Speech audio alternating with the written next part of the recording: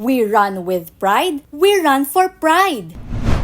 Nakitakbo at nakisaya ang mga Q-citizens sa Pride Run. Layo nitong ipakita ang pakikiisa sa laban para sa pantay na karapatan, respeto at ligtas na komunidad.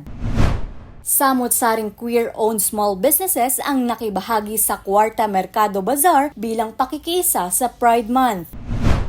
Isinagawa ang iba-ibang laboratory test, medical consultations at mental health check-up sa ginanap na Tito Olympics sa Eton Centris. Idinaos ang Balik QC Reintegration Fair bilang selebrasyon ng National Migrant Workers Day. Highlight sa selebrasyon ang Migrant Resource Center ng Public Employment Service Office na nakatulong maiangat ang antas ng pamumuhay ng migranteng Q-citizens.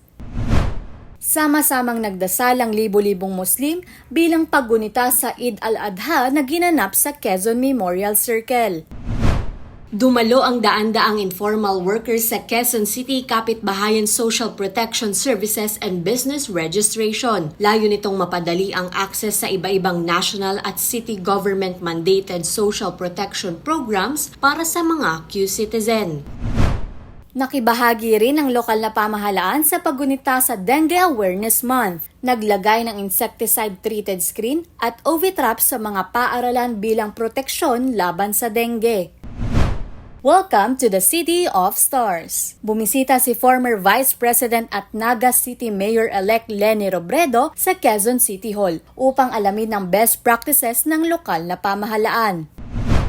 Binigyang parangal si Mayor Joy bilang isa sa mga tagapagtaguyod ng magandang ugnayan ng Pilipino at Chino sa ginanap na 2025 Award for Promoting Philippines-China Understanding. Nais ng alkalde na mas mapaunlad ang ekonomiya ng QC sa pamamagitan ng pakikipagtulungan sa Filipino-Chinese business communities.